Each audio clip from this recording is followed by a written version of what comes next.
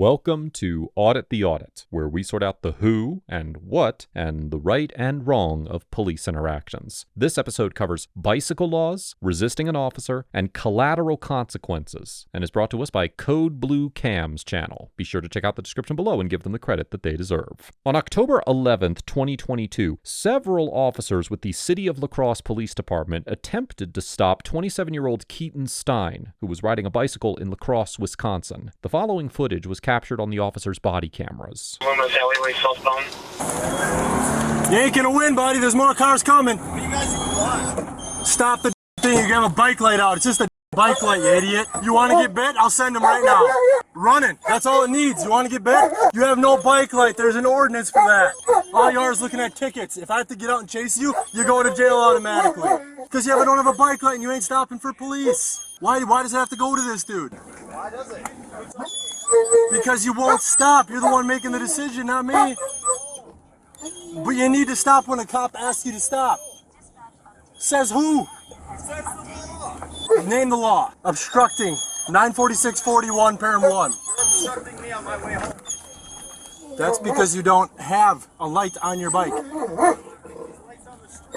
The officer informs Mr. Stein that he is stopping him because his bicycle does not have a light, but Mr. Stein continues riding, claiming that the lights on the street were sufficient. According to Section 346.02 of the Wisconsin statutes, quote, "Every person riding a bicycle upon a roadway or shoulder of a highway is subject to all the duties that this chapter applies to the operator of a vehicle, except those provisions that by their express terms apply only to motor vehicles, or that by their very nature would have no application to bicycles." Additionally, under Section 340.01 of the Wisconsin statutes, the term vehicle is defined as, quote, "every device in, upon, or by which any person or property is or may be transported or drawn upon a highway," which would include bicycles. And the definition of the term bicycle explicitly states that a bicycle is a type of vehicle. As such, officers can conduct standard traffic stops on bicycles based on probable cause. And because Section 347.489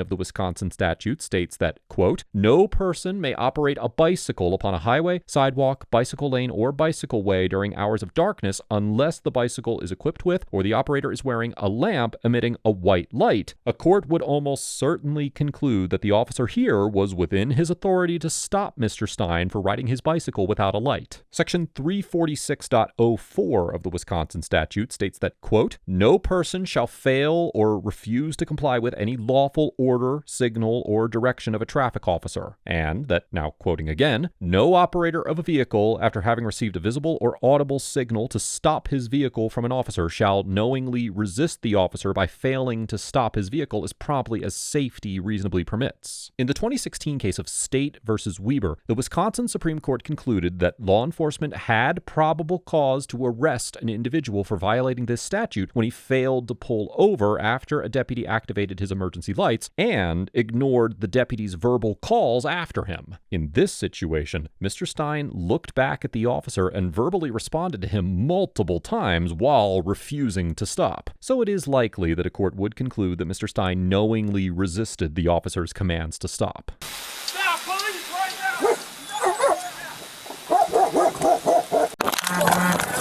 On the ground. Get on the ground.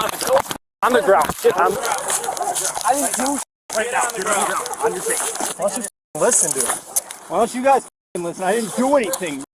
I already explained it to you. Oh, I didn't have a bike light? All right, chill the out. My arm hurts. Stop resisting that. Please stop. Power hungry cops always trying to with somebody. Guess what? If you would have just pulled over, it wouldn't have gone Guess this way, what? right? If you just off and let me go home, it wouldn't be. None of us would have this problem. Okay. Are you injured? Yes. Okay, what hurts? My shoulder. What do you think? Okay, well, we got an ambulance coming. You good? No, my shoulder. Oh, we're gonna look at it. Alright, what's your name? None of your business. Alright, well, you can just go to jail. For what? For resisting now. How do you figure? How do you figure? Because you didn't stop. I got out of my I car. don't need to stop. Yes, I wasn't doing anything. The only thing I was going to do is stop you and write you a warning for not having a bike A light. warning for not having a bike. Really? You have nothing better to be doing. Nope, this is the best as it gets. What's your name? Do you have an ID on you? In your pocket? We're gonna have to search you anyways. Is it in there? I don't answer questions. Alright. Alright, get up. Easy on the f***ing shoulder. I'm gonna laugh too when you ain't finding nothing that you obviously seem to think you're finding. No, I'm just gonna search you before I go to jail, is all. Go to jail for what? Resisting, possibly causing injury now.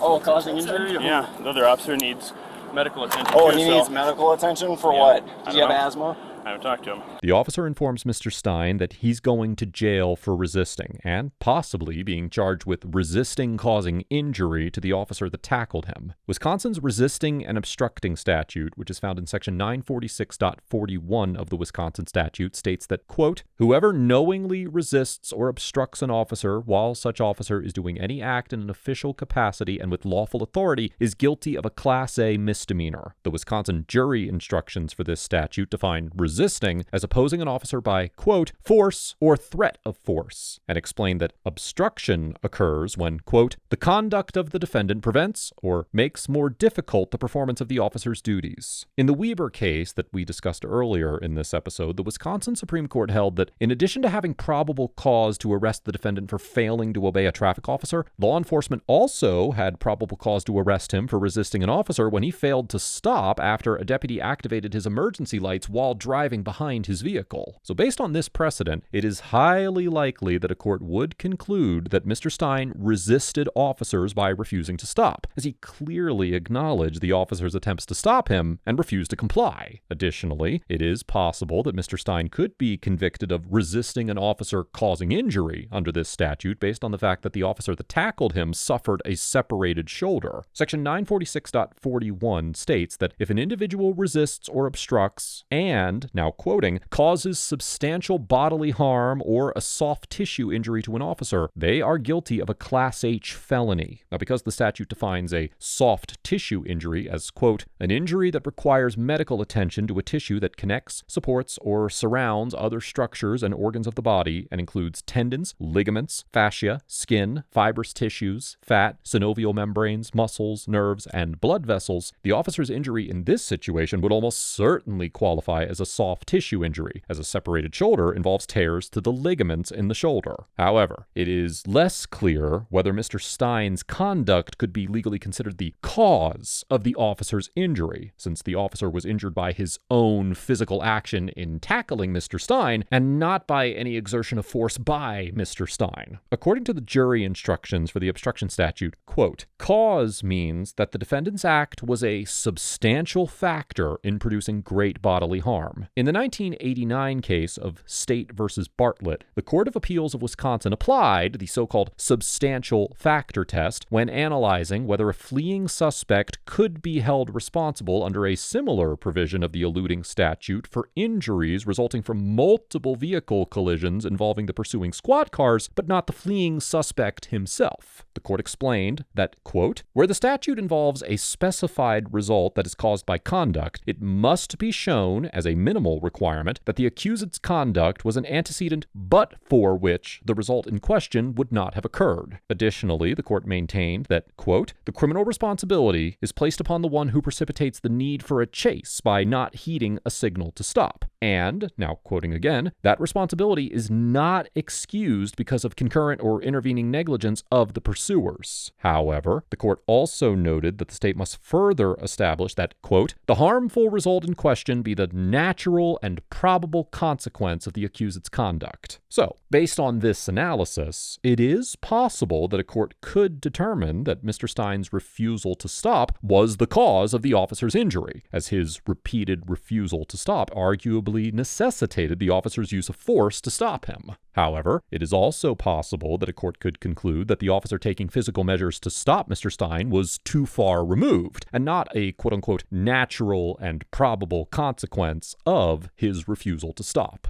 Sit down, please. I'm not going anywhere, obviously. Your name's Keaton? What's it say on the ID? Sorry. Why did you choose to be a cop? I gotta say, you feel like you're doing good for the greater good or something? Like what? I don't know. Why do you choose to run from the police? Do you feel like you're because doing I don't good? trust the police. Look at all the people getting shot by police for walking. Oh yeah, just for walking? Yeah, just for walking. Don't even have any warrants, bonds, anything. Exactly. And you decided to run. That was pretty stupid, because I had no wasn't it? reason not to. You had no reason not to? Yeah, meaning you just had every reason to just hop out and say, hey, what's going on? I would have wrote you your warning. Because, you would have been on your way. again, I don't with cops. I have no quarrel with y'all motherfuckers, and y'all shouldn't have any with me. I don't have any with you. But You do, apparently. No, yes, This is 'cause all didn't- you. You, Why you do you want refuse to to. look me up? You refuse to obey a lawful Because command. who are you? I go give you less if you got a badge or not, dude. You ain't no better than me. I never said I was You're not better my than mother father or my mom. you. Well, I'm glad because I'd be pretty disappointed. You know what? Know what the I that hear was that. like, Sit dude. down. So yourself. What's your name? Officer LeBrec? LeBrec. Get bent. I just got sacked off my bike. Is your shoulder And his- dislocated? You shouldn't have tackled me. Is it dislocated? I didn't do to him, and I'm gonna catch a charge for it. Yep. Well, this whole situation could have been avoided. Yeah, if you this just whole would have situation stopped. could have been avoided. You could have been out doing something worth the time. I told you this is as good as it gets, bro. This is as good as it gets. Somebody on a bike. Yep. Find a new job. Can I please Right, ride man. with you? You're like the only one who's been cool. I'm sorry for like No, whatever. You just really go- can't just go in transport. Really? No, I mean, he's making the arrest. It's not a felony charge, right? It is a felony charge. Are you serious, dude? You realize how badly that me, right? Well, I'm not the one that chose to run from the Yeah, police. whoever the... I swear to God, if this charge doesn't get dropped, that's it. Like, my life is basically over. Great. Upon learning that he is being charged with a felony, Mr. Stein claims that a felony conviction will ruin his life. In addition to longer prison sentences and higher fines, felony convictions typically have a greater negative impact than misdemeanor convictions on the everyday life of those who are convicted, even after they have served their time. The legal and regulatory restrictions that apply to convicted individuals are commonly known as collateral consequences. And according to the National Inventory of Collateral Consequences of Conviction, they can prevent individuals who have been convicted of crimes from accessing employment, business and occupational licensing, housing, voting, education, and other rights, benefits, and opportunities. Additionally, according to the American Bar Association's Collateral Consequences of Criminal Convictions Judicial Bench Book, collateral consequences may also include ineligibility for public benefits such as food stamps and government-sponsored student loans and grants, and disqualification from providing foster care to family members. In Wisconsin, individuals are not eligible to vote if they are currently serving any portion of a felony sentence, including extended supervision, probation, or parole. Once the sentence is completed, individuals must re-register to vote to restore their rights, while those serving a misdemeanor sentence remain eligible to vote. Further, Wisconsin prohibits those convicted of a felony from possessing firearms and holding public office, and these rights may only be restored by pardon. Although Wisconsin law limits when employers may consider an applicant's conviction record, employers can refuse to hire applicants when they have convictions that are substantially related to the employment. Likewise, any occupational license can be denied or revoked based on convictions that substantially relate to the circumstances of the particular licensed activity. And some licenses can be denied or terminated if the licensee is or has been convicted of any felony offense. So given the particularly harsh collateral consequences associated with a felony conviction, Mr. Stein is probably correct in his assertion that the officer's choice to pursue a felony charge against him would have a more negative impact on his life than if they charged him with a misdemeanor. You don't have a line on your bike. Congratulations, now you're f***ed. Because you didn't stop and anything you didn't stop. Are you the one that said that about if you were my dad, you'd be disappointed too? I just said I'd be disappointed if I was your parents. Well, yes. that's not... I didn't ask for your opinion as far as that's concerned. It's pretty up. Okay, well, You should be very careful what you say to people. You don't know their situation or their story. you're right, I don't. I apologize. Thanks. It really f***ed up my right side too. What's that? Feels like my kidney's leaking or something. Okay, well, we're going to the hospital, so they'll check you out down there and make sure everything's good Yeah, to let's go, man. hope. After Mr. Stein was arrested, the injured officer was taken to a local hospital and diagnosed with a separated shoulder. Mr. Stein was also transported to a local hospital where he was medically cleared before being taken to the La Crosse County Jail. Mr. Stein was charged with felony resisting an officer causing substantial bodily harm or soft tissue injury, misdemeanor disorderly conduct, and operating a bicycle without lights during dark hours. As of the date of writing this episode, the charges against Mr. Stein are still pending. Overall, the La Crosse officers get a C+, because although they maintained a professional and respectful demeanor throughout the interaction and likely remained within the bounds of their legal authority, I question whether tackling Mr. Stein off of his bicycle was truly necessary, particularly given that he was being stopped for a simple traffic violation, and both the officer and Mr. Stein claimed to be injured in the use of force. However, courts have consistently held that officers are not required to use the least intrusive means available to them, and, as Mr. Stein had had repeatedly refused to stop of his own volition, a court would likely conclude that tackling him to prevent his flight was not unreasonable or excessive under the Fourth Amendment. Likewise, I also disagree with the officer's decision to pursue a felony resisting causing injury charge against Mr. Stein under somewhat tenuous legal grounds based merely on the fact that an officer happened to injure his shoulder after he chose to tackle Mr. Stein. Now, although it is indisputable that Mr. Stein's flight was a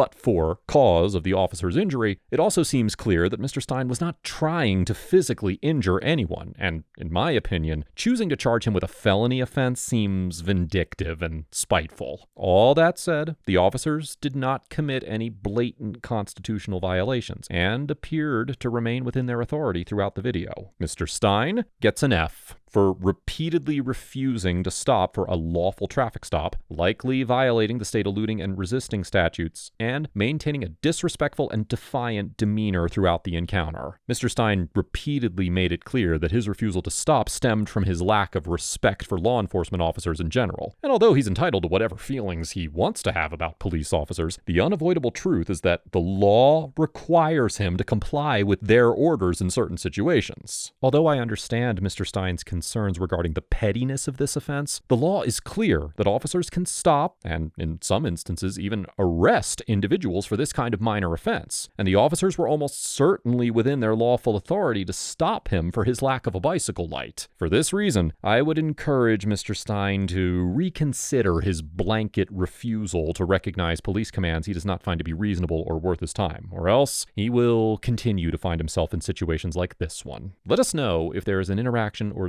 legal topic that you would like us to discuss in the comments below. Thank you for watching, and don't forget to check out my second channel for even more police interaction content.